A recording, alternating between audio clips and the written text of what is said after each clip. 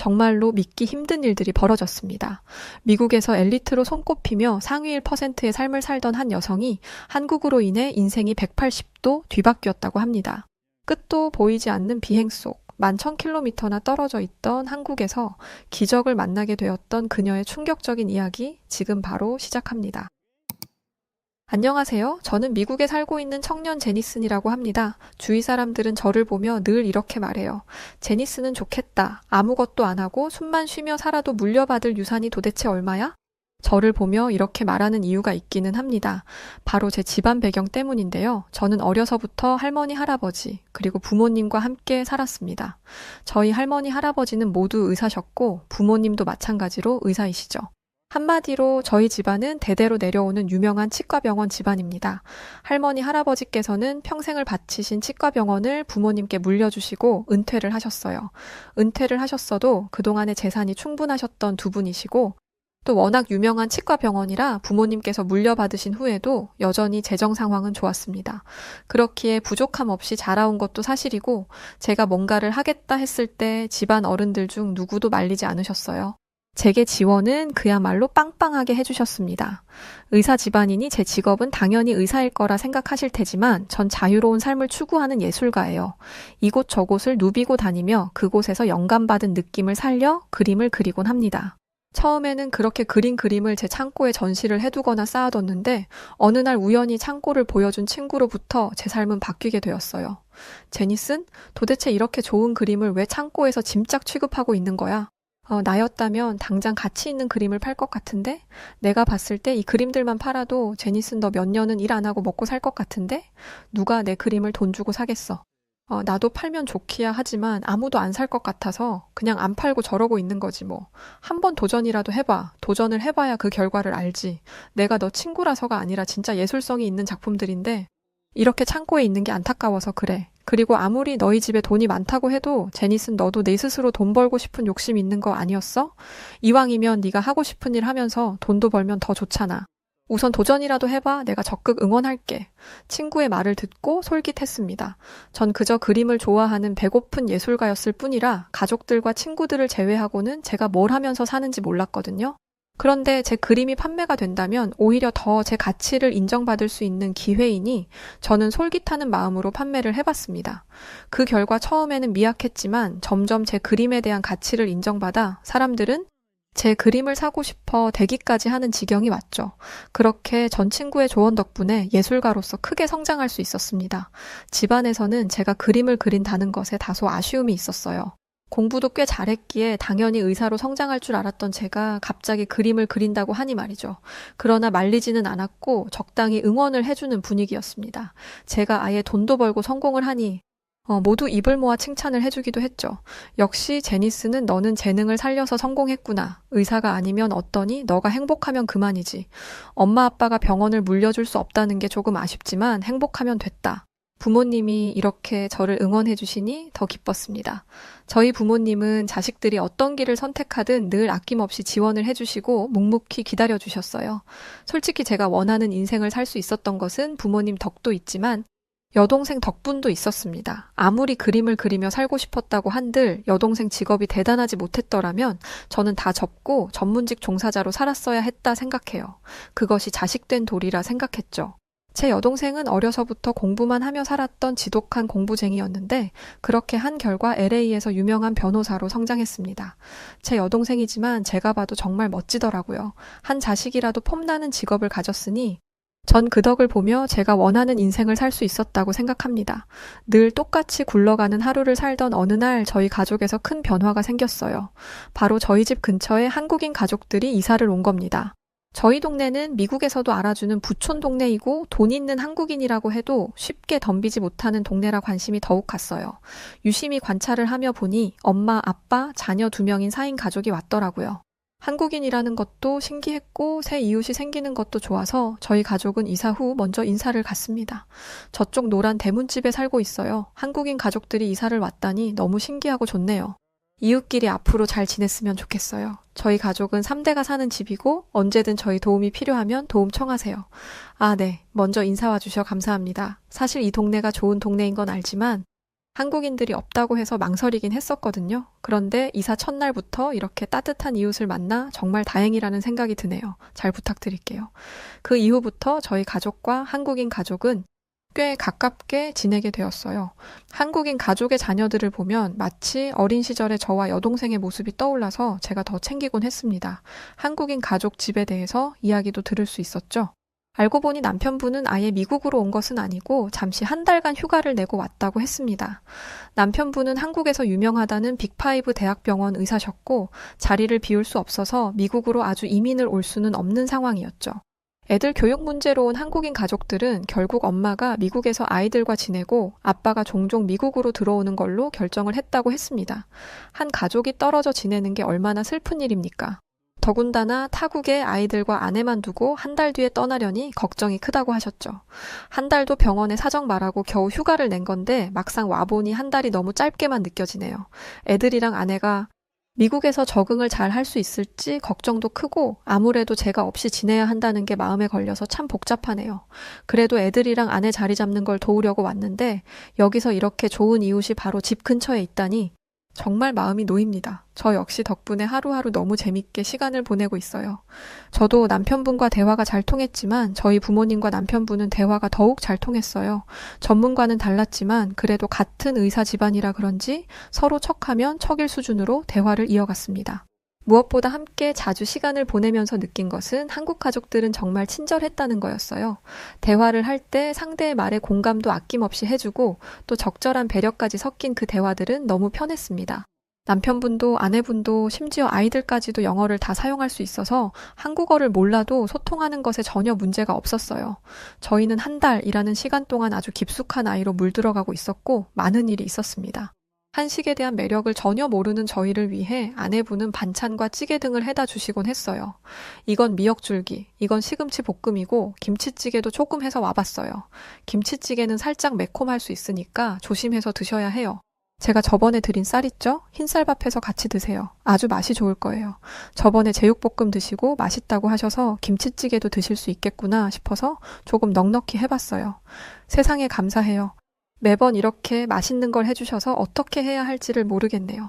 주시는 것마다 너무 맛있어서 가족들끼리 양보 없이 서로 먹겠다고 난리랍니다. 저희도 뭘 드려야 하는데 매번 너무 감사합니다. 여러 번이나 아내분이 직접 만드신 음식을 먹었었는데 너무 맛이 좋았습니다. 오죽하면 저희 아버지께서 그러셨죠. 한국 음식들이 원래 이렇게 맛이 있는 건가? 아니면 아내분이 유독 음식을 잘하는 건가? 정말 궁금해지네. 한번 한국을 가봐야겠어. 가족들끼리 시간 좀 맞추면 좋겠는데 참 어렵다 그렇지? 당장 엄마 아빠만 해도 스케줄 맞추는 게 어려우니 가족 여행은 꿈도 못 꾸죠. 차라리 저랑 둘이 다녀오시죠. 전 아주 대찬성입니다. 한식의 매력을 느끼니 점점 한국에 대한 궁금증이 생겼습니다. 실제로 이렇게 맛있는 것들만 있는 건지 궁금했죠. 오죽 이 시간들이 즐겁고 행복했으면 저희 가족들까지도 남편분이 한국으로 돌아가는 날이 다가올수록 마음이 좋지 않았어요. 그래도 남은 시간 동안 잘 지내야겠다 생각하며 하루를 보내던 어느 날이었습니다. 새벽부터 시끌벅적한 소리에 눈을 떠 서둘러 1층으로 내려가 보니 온 가족이 잠옷 차림에 잠도 못 자고 뉴스를 보고 있었죠. 잠이 덜 깨서 멍한 모습으로 가족들을 보는 제 귀에 충격 산불 화재 라는 소리가 들렸고 정신 차리고 저는 TV를 봤습니다. 그리고 최대 규모의 산불로 인해 LA가 잿더미로 변하고 있는 모습이 보였어요. 저희 동네만큼이나 아니 어쩌면 더 부촌인 저곳이 잿더미가 된다니 이건 믿을 수가 없었습니다. 참 좋은 동네라 유명인들도 많이 거주하고 있는 곳이었죠. 이게 다 무슨 일이야? LA 산불 화재라니?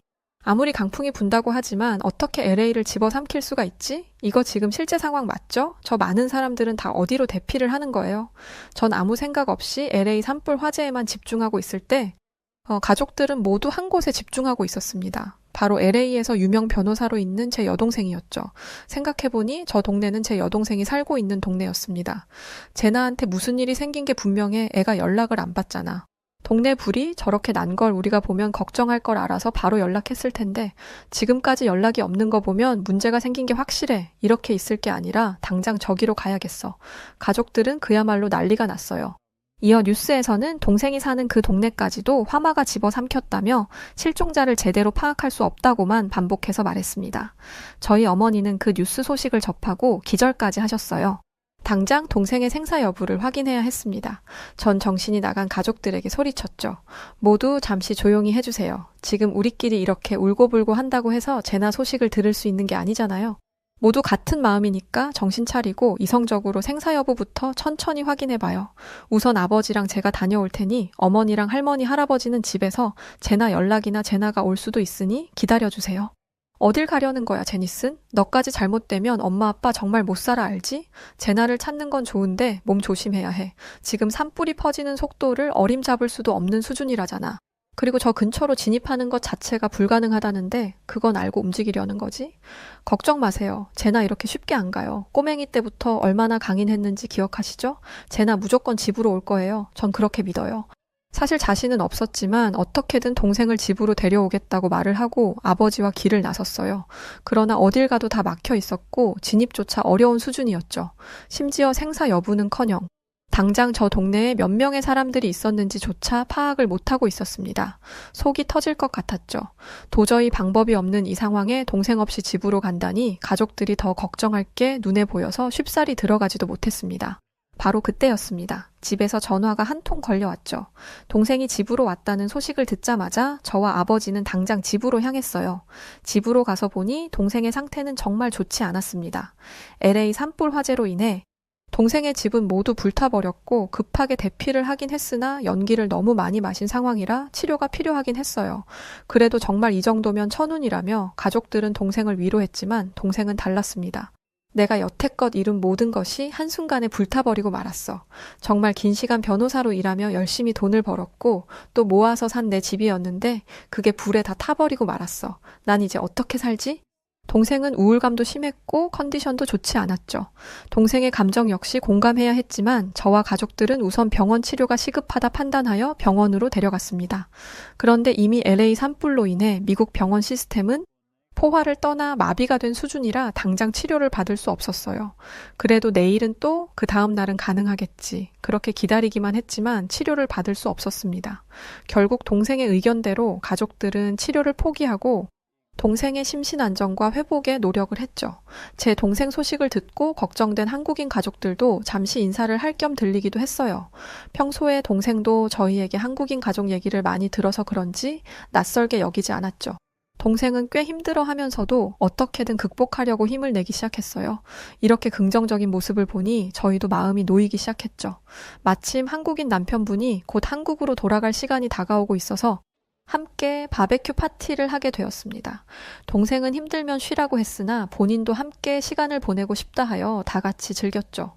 한참 저녁을 먹으며 즐기던 중 유독 한국인 남편분이 제 여동생을 뚫어지게 쳐다보는 모습이 몇 번이고 보였어요. 조금 이상하게 느껴졌지만 대수롭지 않게 넘겼습니다. 바로 그때였습니다. 여동생은 갑자기 극심한 복통을 호소하며 호흡곤란 증세까지 이어지다 결국 정신을 잃고야 말았어요.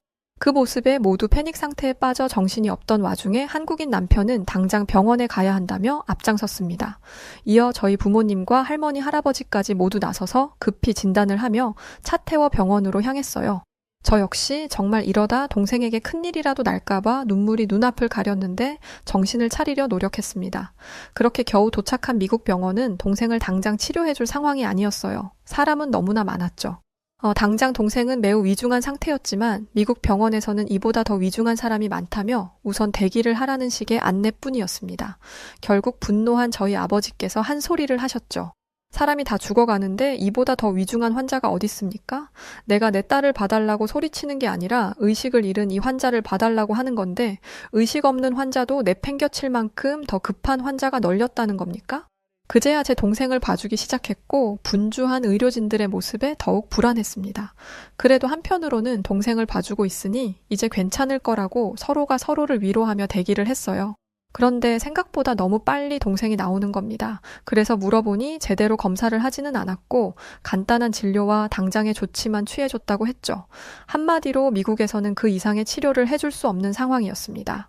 저희 가족은 너무나 답답했어요. 분명 이전에 LA 산불 화재로 인해 연기를 많이 마시고 그 이후에 치료를 한 적이 없다고 분명 연관이 있을 거라고 설명을 했죠.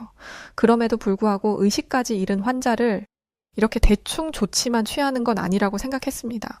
물론 수많은 환자들로 인해 정신도 없고 힘들겠지만 말이에요. 오죽하면 한국인 남편이 한 소리를 하기도 했습니다.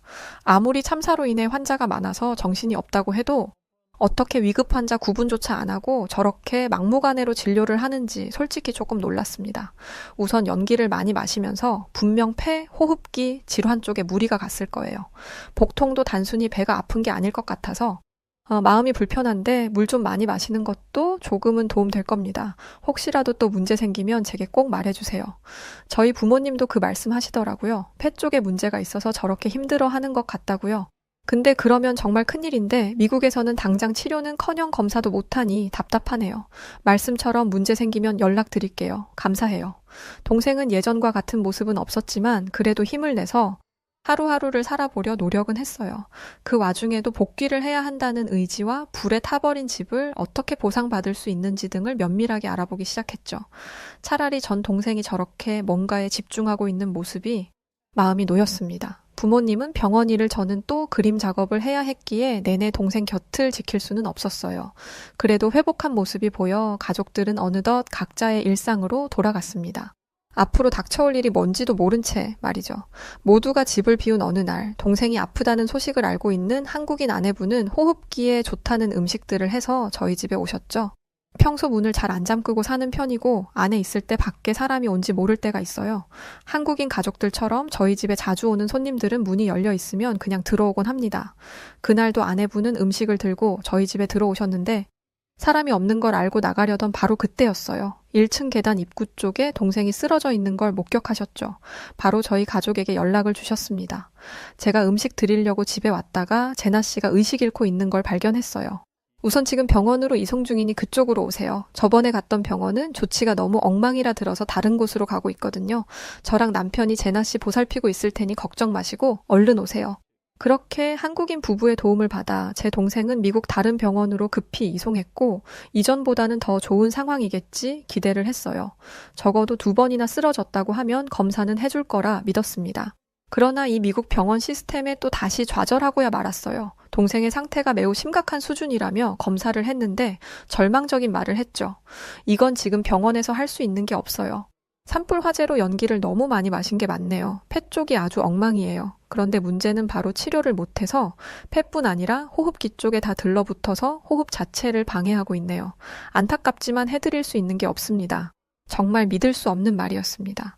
병원에서 그것도 의사가 해줄 수 있는 게 없다는 말은 환자에게 그냥 죽을 날을 기다리라는 말 아닐까요? 저희 부모님은 해당 의사에게 간절하게 말을 했습니다. 저희도 의사입니다. 어떻게든 방법이 없을까요? 이 젊은 애를 이렇게 허망하게 보낼 수는 없잖아요. 아니, 이 상태로 얼마나 버틸 수 있나요?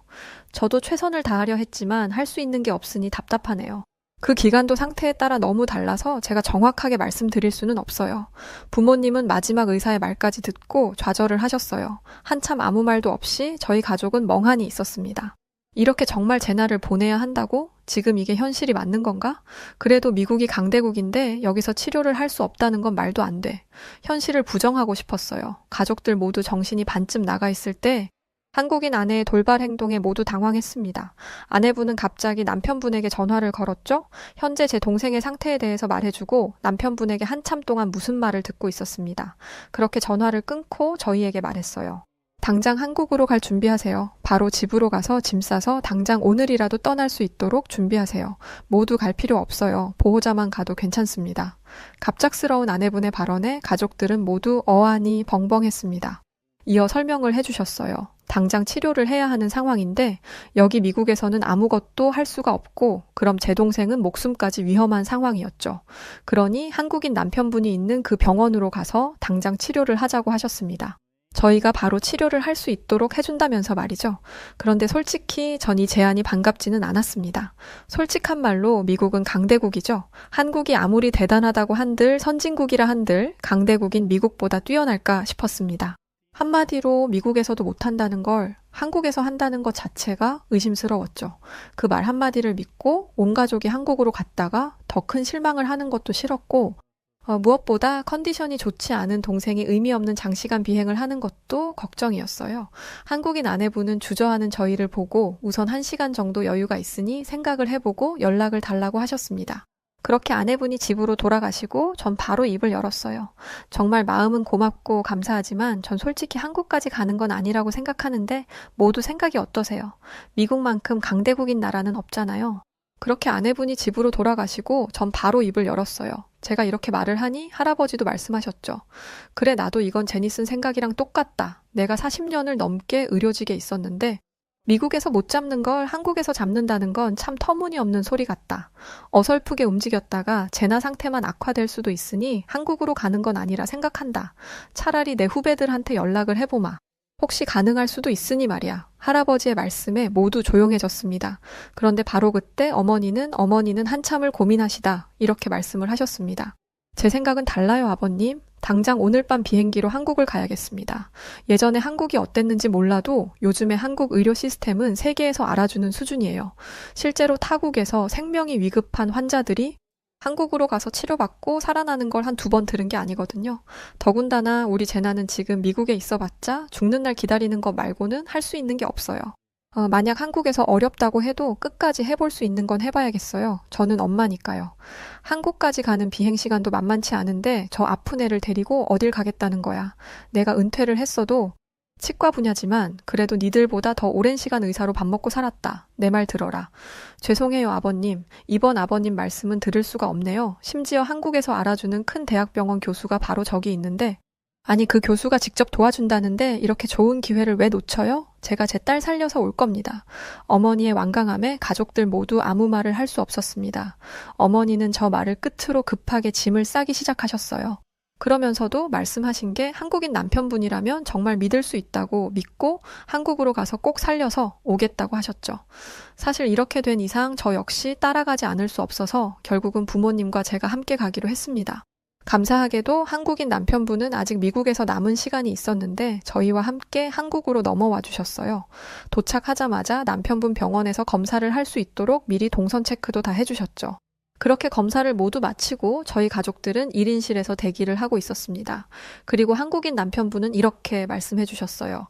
결과부터 말씀드릴게요. 제나 씨 살릴 수 있습니다. 그러니 염려 마시고 저 믿고 기다려주세요.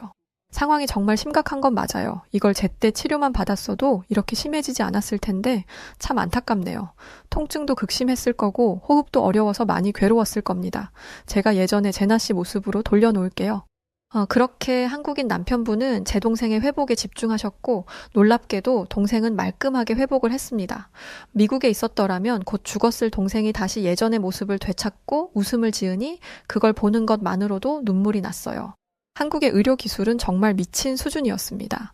미국 병원에서는 지금 당장 손 쓸 방법이 없다며 위험에 처한 자국민을 집으로 돌려보내는 상황이었는데 한국에 도착하고 단 며칠 만에 여동생이 회복했으니 이걸 대체 뭘로 설명해야 할까요? 저희 부모님도 동생 때문에 정신이 없으셨지만 사실은 한국의 공항부터 병원에 이르기까지 모든 시설들이 첨단화되어 있는 한국의 현대적 풍경에 놀란 듯 하셨었죠. 저희 가족은 한국인 남편분께 정말 머리를 숙여 감사를 표했습니다. 감사합니다. 정말 감사합니다. 정말 이렇게 훌륭하신 분이 저희 이웃으로 이사를 와주신 덕에 제 딸이 살 수 있었어요. 제 딸아이의 생명의 은인이신데 도대체 이 은혜를 어떻게 보답해야 할지 모르겠네요. 은혜는요, 무슨 제가 할 일을 했을 뿐인데요. 저 믿고 단번에 한국까지 따라와 주신 게 전 오히려 감사했어요. 제게 보답하실 필요는 없고 이제 미국으로 돌아가시면 제 아내와 아이들 좀 잘 부탁드릴게요. 한 달간 휴가 내고 놀다 와서 앞으로 또 언제 갈 수 있을지를 모르겠거든요. 아참, 그리고 일주일 뒤에 경과 보러 한 번 외래로 오셔야 해서 제가 숙소 하나를 잡아뒀어요. 거기서 휴식도 취하시고 여행도 좀 하시면서 푹 쉬고 일주일 뒤에 한 번 더 오세요. 저희 가족을 위해 일주일 동안 묵을 수 있는 최고급 호텔을 제공해 주셨습니다. 그 덕에 동생은 회복 시간을 가질 수 있었고 저희 가족들은 그토록 궁금했던 한국을 여행해 볼 수 있는 기회가 생겼습니다. 물론 부모님 모두 미국의 치과 병원을 비우고 오신 거라 일주일 내내 함께 할 수는 없었고 중간에 아버지는 먼저 미국으로 가셔야 했어요. 한국은 특별한 곳이었어요. 한국에 와서 한식을 먹어보니 한국인 아내분이 미국에서 그간 해주신 것처럼 정말 맛있었습니다. 늘 궁금해했던 한식도 원 없이 매일 세 끼를 챙겨 먹었고 한국의 바다도 보고 또 서울 거리도 돌아다니고 유명하다는 카페도 가봤어요. 기억에 남는 건 동생과 어머니를 모시고 남산타워를 보러 갔던 날이었죠. 밤에 간이 반짝이는 남산타워는 더욱 멋스러웠어요. 그곳에 가서 사진도 찍고 자물쇠를 거는 것이 있어 걸고 왔습니다. 자물쇠에 뭐라고 썼는지는 비밀이었는데 전 이렇게 적었어요. 우리 가족 건강하게 오래오래 함께하길. 이번 동생 사건으로 깨우친 게 정말 많았습니다. 건강이 그토록 중요하다는 것을 알면서도 너무도 안일하게 살았던 것은 아닌가 싶었죠. 일주일 후 경과에서도 동생은 이상 없음이 떠서 안심하고 미국으로 돌아왔습니다. 돌아가는 그 날에 공항으로 배웅까지 나와주신 남편분에게 약속 하나 드렸어요. 저희가 미국으로 가서 아내분과 아이들 잘 보필할 테니 염려 마시고 한국에서 훌륭하신 의사로 계시다 미국으로 놀러 오셔야 해요. 이제 가족분들뿐 아니라 저희도 기다리고 있다는 거 꼭 기억해 주세요. 그렇게 저희 가족은 미국으로 돌아왔습니다. 돌아와서 한국인 아내분에게 모든 이야기를 들려드리며 감사 인사를 다시금 했어요. 결국 제 동생은 한국인 부부 덕분에 산 거라 생각해요. 함께 큰일을 겪어서 그런지 저희들은 너무도 가까워졌습니다. 거의 한 가족이라고 봐도 무방할 정도로 말이죠. 심지어 한국인 가족 아이들 첫째의 꿈이 치과 의사라고 하여 저희 부모님께서 도움을 주시기로 하셨습니다. 추후 저희 부모님 병원에 들어올 수 있도록 아낌없이 지원을 해주시기로 하셨죠. 제 주변 지인들에게 한국인 가족과의 스토리를 들려주면 어떻게 그렇게 가까워질 수 있었냐고 물어요. 왜냐하면 요즘 미국에는 LA 산불 사태 이후로 한국을 찾는 미국인들이 정말 너무너무 많아졌거든요. 사실 그 위태로운 위기 속에서 빛을 내고 큰 도움을 주었던 분들이 바로 한국인 분들입니다. 실제로 많은 피해 주민들이 한국의 한인회에서 제공한 구호 물품 덕분에 모진 시간을 견딜 수 있었고 정부에서도 그런 한인회의 노력에 고마움을 표했었죠. 그런데 세계 최고 수준의 의료기술을 가진 나라, 그것도 5손가락에 꼽히는 대학병원의 가족분들과 인연을 맺게 되었으니 주변 미국인들이 저희를 부러워하며 어떻게 친해진 건지 물어왔던 겁니다. 사실 돌이켜보면 서로가 서로에게 운명이었던 것이 아닌가 싶습니다. 또 서남은 물론 실력도 갖춘 한국인 가족이라서 가까워질 수 있었다고 생각도 해요. 조만간 남편분이 2주 정도 미국으로 오신다고 연락을 받았는데 어찌나 기다려지는지 모릅니다. 덕분에 제 동생은 다시금 원래의 자리로 돌아가 멋진 변호사로 살고 있어요. 너무 감사한 이 한국인 가족과 지금처럼 쭉 함께 늙어가고 싶습니다. 감사한 이웃으로 와주셔 너무 감사합니다. 뉴질랜드 남섬에 있는 작은 마을에 소수의 중국인들이 이주하기 시작합니다. 마을에 들어온 중국인들은 뉴질랜드에서 가장 중요하게 여기는 공존이라는 가치를 훼손하며 모든 걸 중국식으로 바꿔가기 시작하는데요. 그 중심에는 중국에서 악명 높기로 소문난 흑사회 조직이 있었습니다. 하지만 중국의 흑사회는 전혀 몰랐다고 합니다. 이 마을에는 한국에서 이주해온 해병대 출신들이 지키고 있던 곳이라는 걸 말이죠. 과연 뉴질랜드 남섬의 이 작은 마을에서는 앞으로 대체 어떤 사건, 사고들이 펼쳐졌을까요? 안녕하세요. 제 이름은 크리스 파커, 뉴질랜드의 남섬에 살고 있는 남자입니다. 뉴질랜드는 원래 마오리족이라는 원주민이 살던 나라였는데 저희 백인들이 이주해 정착한 곳이에요. 그렇기 때문에 뉴질랜드인들은 다른 민족과 문화를 존중하는 것을 당연하게 여기죠. 제가 살던 작은 마을 역시 서로를 존중하고 위할 줄 아는 공동체였어요. 그런데 어느 날부터인가 우리 마을에 중국인들이 마구 몰려들기 시작하더니 저희 마을은 지옥으로 변해버렸답니다. 처음 소수의 중국인들이 이주해 왔을 때는 별다른 문제가 없었어요. 그들은 뉴질랜드가 영어권 국가이면서도 유럽이나 미국에 비해 물가가 저렴하고 또 비교적 영주권을 따기 쉽기 때문에 이곳에 왔다고 대수롭지 않은 듯 말했죠. 그런데 시간이 지나며 중국인들은 점점 그 수를 불려갔어요. 그리고 중국인들이 머릿수를 늘려갈수록 그들의 본색이 드러나기 시작했죠. 중국인들은 공존이라는 우리 마을의 가치를 훼손하고 중국식으로 모든 것을 바꾸기 시작했어요. 먼저 그들은 간판을 한자로 바꿔서 달더군요. 뉴질랜드는 엄연히 영어를 쓰는 국가이고 뉴질랜드인 대다수는 한자를 전혀 모르는데 말이죠. 그런데도 한자 간판을 버젓이 내건다는 것은 우리 뉴질랜드인들을 배척하겠다는 뜻 아닌가요? 저는 이런 중국인들의 행태에 정말 어이가 없었어요.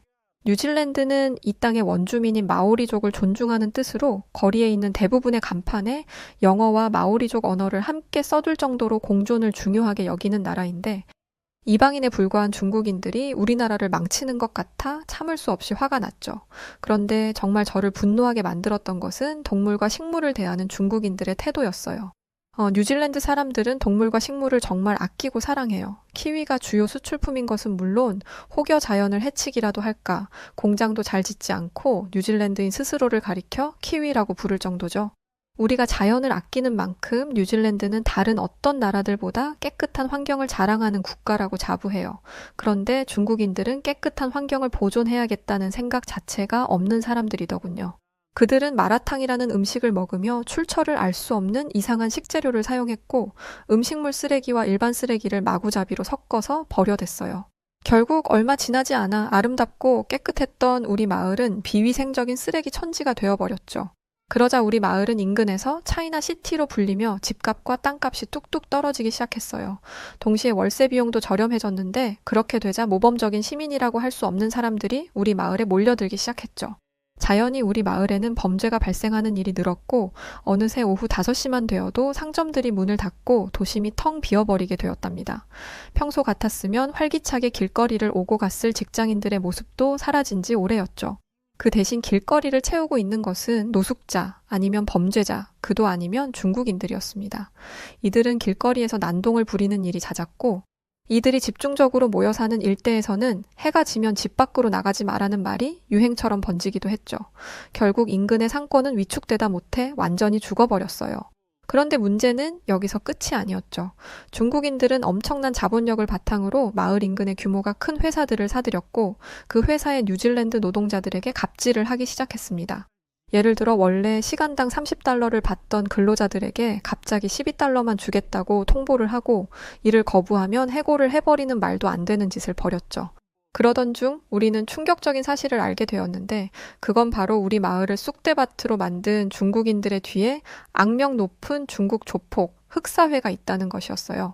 흑사회는 전 세계에 퍼져 지하세계를 점령하고 있는 폭력 조직으로 굉장히 난폭하고 잔인무도한 것으로 유명하죠. 예전에 흑인 갱스터가 흑사회 멤버에게 무시하는 말을 내뱉었다가 그 자리에서 바로 변사체가 된 일화 때문에 미국의 최대 갱단도 흑사회는 건드리지 않는다고 했어요.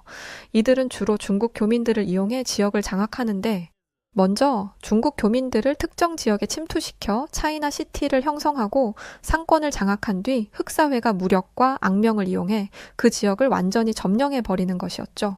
일단 흑사회가 자리를 잡으면 일정 기간마다 상인들에게 자릿세를 걷어갔고 만약 돈을 바치지 않으면 폭력을 행사한다고 했어요. 그렇게 무서운 놈들이 우리 마을에 들어왔다는 사실에 주민들은 절망했죠. 이제껏 살아온 삶의 터전을 버리고 이곳을 떠나야 하나 고민하는 사람들도 있었습니다. 그러던 중 예상치 못했던 중국인들의 천적이 등장하는데 그건 바로 한국인들이었습니다. 당시 우리 마을 사람들은 절망과 공포에 사로잡혀 아무것도 못하고 있었고 게으른 경찰들 역시 도움이 되지 못하는 상황이었죠. 하지만 시내에서 작은 24시 한인 마트를 운영하시던 김씨 아저씨네만은 다르더군요. 아니 그러고 보니 김씨 아저씨네 뿐만이 아니었어요. 우리 동네에 사는 한국인 가족들은 전부 평소와 다름없는 일상을 살고 있더군요. 평소처럼 청소를 하고 가게를 운영하고 이웃을 만나면 인사를 나누고 오히려 너무나 평소와 같아서 충격적일 정도였어요. 어안이 벙벙해진 마을 사람들은 한국인들에게 다가가 당신들은 흑사회가 무섭지도 않냐고 물었죠. 그러자 한국인들은 충격적인 답을 내놓았습니다. 그들은 중국인을 비롯한 흑사회가 발톱의 때만큼도 무섭지 않다고 하더군요. 저는 처음에 한국인들이 허풍을 친다고 생각했어요. 아니면 공포에 이성이 마비되었거나요.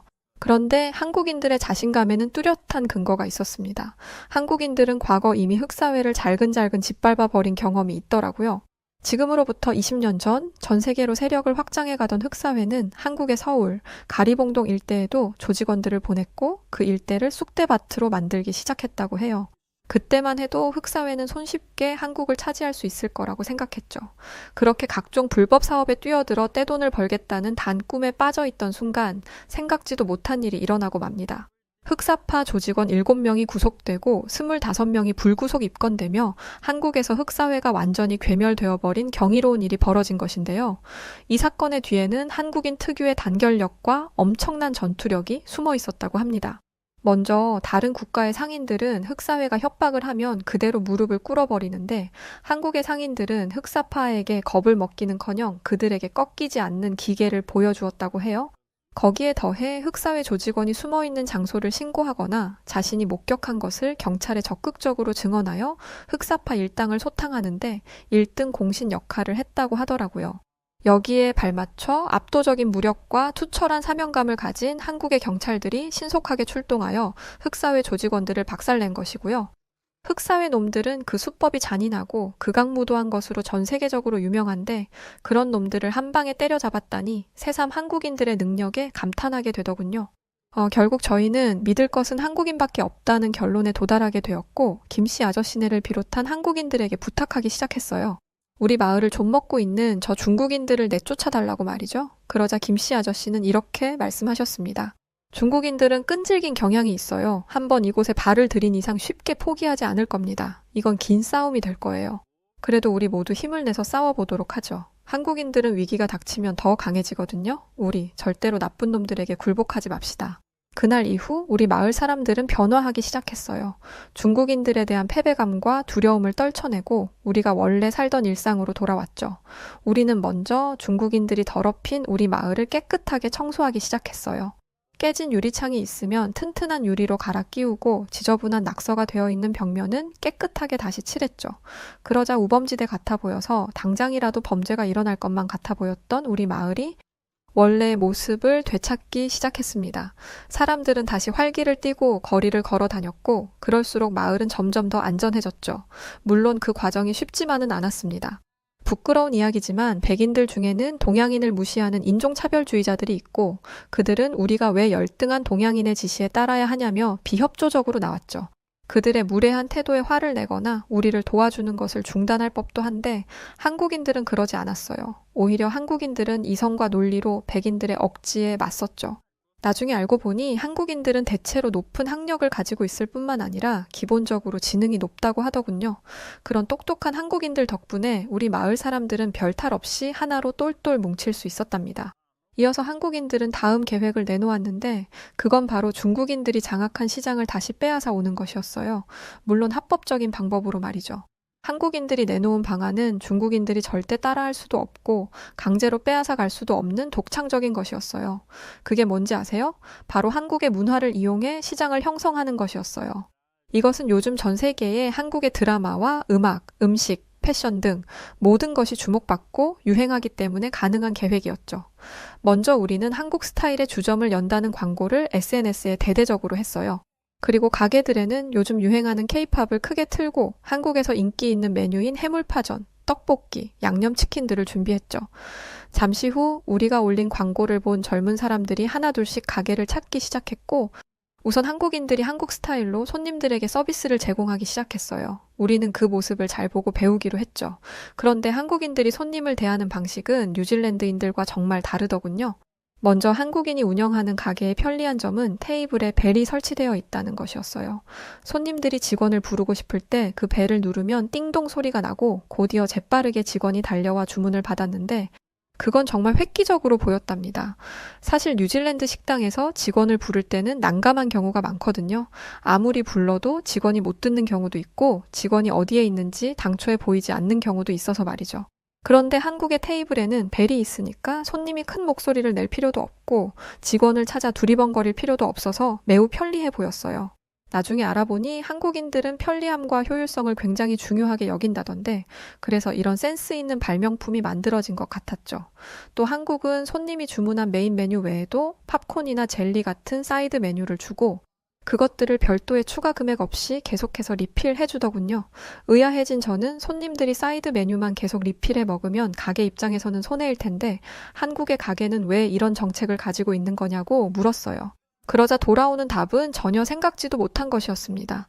한국인들은 성격 자체가 정이 많아서 원래 남을 챙겨주는 것을 좋아한다고 하더군요. 그래서 돈도 돈이지만 손님을 맞이했으면 그들에게 최상의 서비스를 주고자 노력한다고 했죠. 그러니까 저런 행동은 손님을 생각하는 진심 어린 마음에서 나왔다는 것인데 그 순간 저는 이런 생각을 했답니다. 한국인들의 이런 상냥한 마음은 중국인들이 절대 베껴서 따라할 수 없는 것이겠구나. 이어서 활용 정점이 등장했는데 그건 바로 한국 음식이었죠. 냄새부터 고소하고 군침이 돌게 만드는 한국 음식은 비주얼도 환상적이었고 그 맛 또한 일품이었기 때문에 손님들은 저절로 엄지를 척 올렸답니다. 뉴질랜드 사람들에게 제일 인기가 많았던 음식은 해물 떡볶이와 양념치킨이었는데 손님들은 대체 왜 매운데 자꾸 먹게 되는 거냐며 매워서 연신물을 마시면서도 손에서 포크를 내려놓지 못했답니다. 마지막으로 가게를 나설 때 이 모든 환상적인 서비스가 팁 없이 제공된다는 것을 알고는 손님들은 모두 한국 문화의 매력에 풍덩 빠져버렸죠. 우리 마을의 한국 가게는 입소문을 타기 시작하더니 전국에서 사람들이 몰려들기 시작했고 2호점에 이어 3호점까지 내야 할 지경에 이르렀어요. 그랬는데도 손님들이 계속 몰려들어 줄을 서고 기다리는 탓에 감당이 되지 않을 정도였답니다. 중국인들에 의해 일자리를 잃었던 우리 마을 사람들은 오히려 전화위복이 되어 떼돈을 벌게 되었죠. 전혀 예상하지도 못했던 이 상황에 우리는 웃음꽃이 마를 날이 없었어요.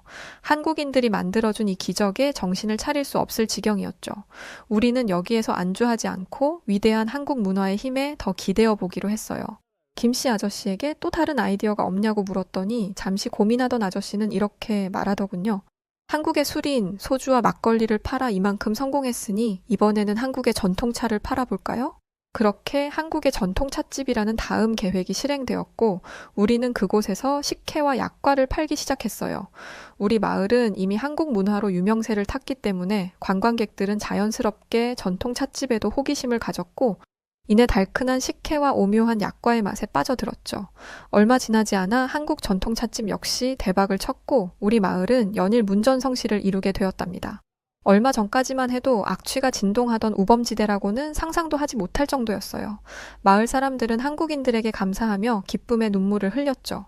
그런데 중국인들은 우리 마을의 이런 변화를 달가워하지 않았습니다. 그들은 막강한 자본력과 상대적으로 더 많은 인원수를 바탕으로 뉴질랜드를 장악하려 했는데 그 계획의 차질이 빚어지고 있었으니까요. 세계에서 제일 막강하다는 미국에 침투하는 것조차 성공한 흑사회인데 고작 뉴질랜드라는 작은 나라 하나 어쩌지 못하고 있다는 게 그들로서는 납득이 되지 않는 상황이었죠. 아마 흑사회는 아주 쉽게 뉴질랜드를 손에 넣을 수 있을 거라고 생각했을 겁니다. 늘 그래왔듯 중국 교민들을 꾸역꾸역 밀어넣고 그들을 이용해 세력을 확장해 나갈 계획이었겠죠. 뉴질랜드의 경찰들이야 무력한 솜방망이들로 유명하니 우리를 더 얕잡아 보았을 겁니다. 어쩌면 어떤 부패한 경찰에게 뒷돈을 찔러주고 대충 합의를 볼 생각이었을지도 모르죠. 그런데 우리 마을에는 호랑이 같은 한국인들이 떡하니 버티고 있었고 계획이 틀어져 약이 바짝 오른 흑사회는 이제 본격적으로 무력을 행사하기 시작했습니다. 흑사회는 자신들의 야욕을 숨길 생각조차도 없는 듯 여기저기서 행패를 부리며 자릿세를 내놓으라 협박을 해댔어요. 저들의 행패에 지쳐 우리 모두 이제는 진짜 마을을 떠나야 하나 생각하던 순간 김씨 아저씨는 뜻밖의 말을 꺼냈습니다. 그건 바로 자경단을 만들자는 것이었어요. 여러분, 우리가 왜 저 파렴치한 인간들 때문에 살던 곳을 버리고 다른 곳으로 도망치듯 떠나야 합니까? 우리가 뭘 잘못했다고요? 우리 다 같이 힘을 모아 저들의 폭력에 맞서 싸웁시다. 김씨 아저씨를 비롯한 한국인들은 결연한 의지를 불태웠고 흑사회의 무시무시한 협박에도 굴하지 않는 그들을 보며 마을 사람들은 한국인들의 뜻에 따르기로 했습니다. 일반인이 폭력배에게 맞선다는 것이 어쩌면 바보 같은 선택일지도 모르지만 용감한 한국인들을 보자 우리도 할 수 있다는 용기가 생겼거든요. 그렇게 우리는 자경단을 결성했고 얼마 뒤 눈으로 보고도 믿지 못할 충격적인 경험을 하게 되었답니다. 먼저 우리는 김씨 아저씨를 자경단의 단장으로 추대했고 단장의 지휘 아래 움직이기 시작했어요. 단장은 자경단을 몇 개의 조로 나누었고 각각의 조들은 돌아가며 마을에 경계 근무를 섰어요. 우리의 물 셀 틈 없는 감시 때문에 흑사회는 전처럼 마음대로 활개를 치고 다니지 못했고 가끔 막무가내로 쳐들어오는 흑사회가 있으면 한국인 자경단 대원들이 나서서 곧바로 처리해 주었어요. 사실 처음에 흑사회와 한국인의 싸움이 붙었을 때 저는 한국인이 질 거라고 생각했거든요. 싸움이 본업인 사람과 일반인이 붙으면 일반인이 지는 게 당연한 일이잖아요. 그런데 결과는 제 예상과 정반대였죠. 한국인의 펀치에 맞은 흑사회는 쌍코피를 흘리며 그대로 기절해버렸고 그 모습을 본 다른 흑사회 놈들은 꽁지가 빠지게 도망을 쳐버렸답니다. 저는 대체 이게 어떻게 된 일인지 깜짝 놀라 말문이 다 막혔는데 잠시 후 한국인들이 숨겨두었던 힘의 비밀을 알게 되었답니다. 알고 보니 평범한 마트 사장인 줄 알았던 김씨 아저씨는 특수작전을 수행하는 해병대 대원이었던 것이었어요.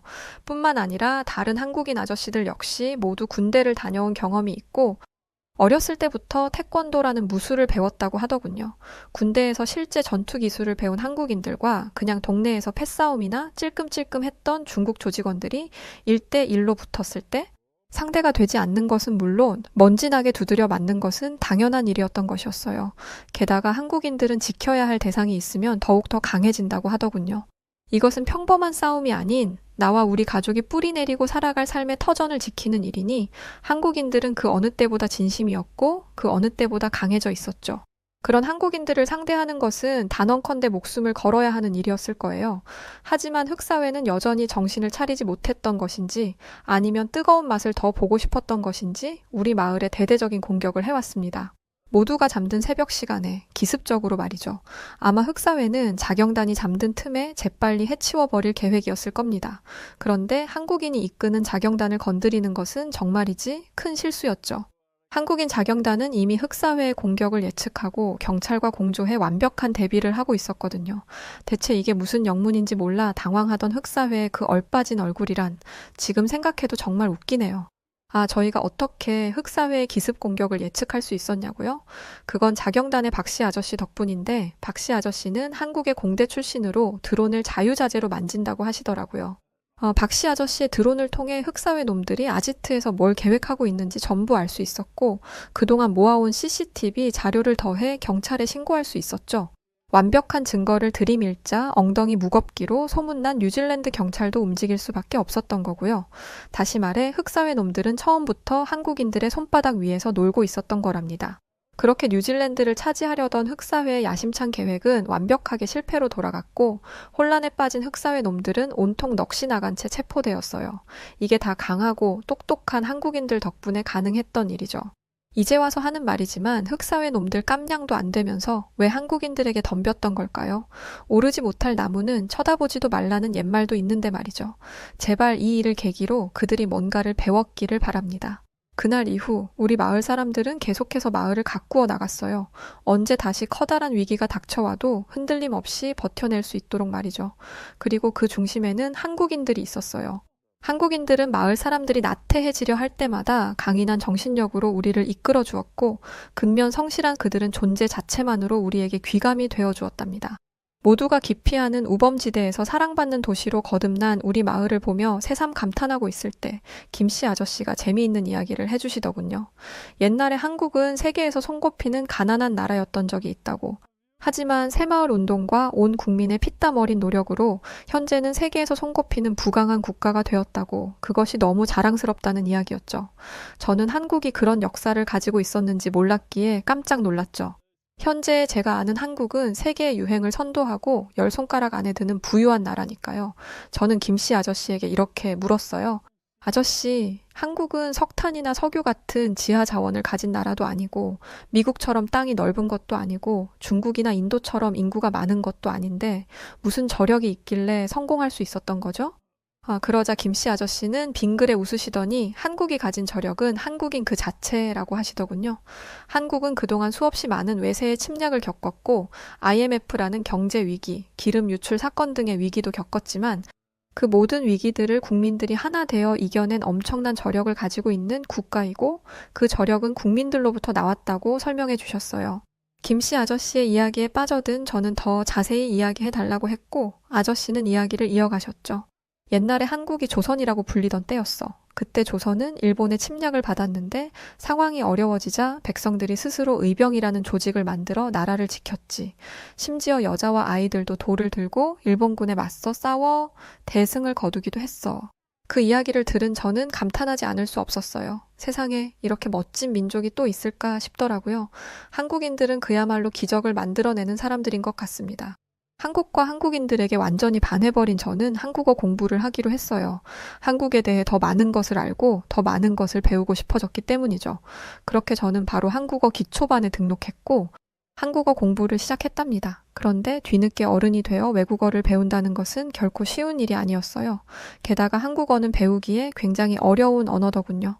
예를 들어 영어는 노랑이라는 색상을 두고 옐로우 하나로만 표기하면 되지만 한국어에는 노랗다, 누렇다, 노르스름하다, 노리끼리하다, 누렇게 떴다까지 너무나 많은 표현들이 존재하더라고요. 한국어 단어들을 외우다가 정말이지 울고 싶은 날이 하루 이틀이 아니었답니다. 그래도 저는 포기하고 싶지 않았어요. 한국은 제게 끈기와 열정을 가르쳐 주었고 저는 배운 그대로 실천하기로 했죠. 그렇게 저는 한국어 공부를 이어나갔고 얼마 후 한국행 비행기에 올랐답니다. 한국어 공부를 하다 보니 한국에 대한 열망이 점점 커져갔고 결국 짧게라도 한국을 직접 경험해 보기로 한 거죠. 한국으로 향하는 비행기 안에서 어찌나 설레던지요. 가슴이 너무 뛰어서 터질 지경이었답니다. 잠시 후 마침내 저는 인천공항에 도착했고 너무 좋아서 기절할 뻔했죠. 한국은 제가 상상했던 대로, 아니 상상 이상으로 멋졌어요. 첨단의 끝을 달리는 최신 설비로 가득한 공항 내부도, 세련됨 그 자체인 한국인들도, 지나치다시피 빠른 인터넷도, 모든 것이 마음에 들었죠. 왜 이제껏 이 별세계를 모르고 살았나 싶을 정도였어요. 저는 한국에 일주일 머무를 계획이었는데 할 수만 있다면 일주일이 아니라 100년이라도 한국에 있고 싶었습니다. 요즘 저는 다시 뉴질랜드에 돌아와서 중국인들로부터 지켜낸 소중한 우리 마을을 잘 가꿔가고 있어요. 물론 흑사회와 있었던 일은 다시는 겪고 싶지 않은 끔찍한 악몽이지만 그 일로 인해 한국인 아저씨들과 친해지고 한국이라는 멋진 나라에 대해 자세히 알게 된 것은 좋은 일인 것 같습니다. 한국과 한국인을 알게 된 뒤에 저는 마치 새로 태어난 것만 같은 기분이거든요. 성실한 한국인들을 보며 저 역시 더 열심히 살아야겠다고 생각하게 되었고, 똑똑한 한국인들을 보며 저 역시 한국어라는 외국어 공부에 도전하게 되었고, 선진국 한국에 다녀온 뒤 저는 요즘 우리 뉴질랜드도 한국처럼 발전되면 좋겠다는 꿈을 꿉니다. 물론 저는 소시민일 뿐이니 나라 전체를 바꿀 수는 없겠지만 우리 마을만이라도 한국을 본따서 조금씩 발전시켜 보려고 해요. 한국인들이 무에서 유를 만들어내는 기적을 보여준 것처럼 저 역시 끈기 있게 노력하면 잘 할 수 있을 거라고 굳게 믿고 있습니다. 저희 마을 도와준 한국인 분들에게 진심을 다해 감사함을 표합니다. 자, 오늘 사연은 여기까지입니다. 전 사실 사연 보다가 오늘 처음 흑사회라는 중국 조직을 알았어요. 인터넷으로도 보니 정말 악명 높은 조직이더라고요. 그걸 직접 몸으로 경험했다니 정말 무서웠을 것 같아요. 아무쪼록 한국분들과 합심하여 마을을 지켜냈다고 하시니까 앞으로 행복하고 좋은 날들만 있으시길 응원합니다. 사연 보내주신 크리스 파커씨 감사드리고요. 오늘 사연 어떻게 들으셨나요? 오늘 사연이 재밌으셨다면 구독, 좋아요, 알림 설정 부탁드리고요. 그럼 지금까지 다양한 사연들을 들려드리는 여우튜브 송은지였습니다. 네, 그럼 끝까지 영상 시청해주신 모든 분들 고맙습니다. 더 좋은 영상으로 찾아뵐게요. 감사합니다. 그리고 사랑합니다. 당신만의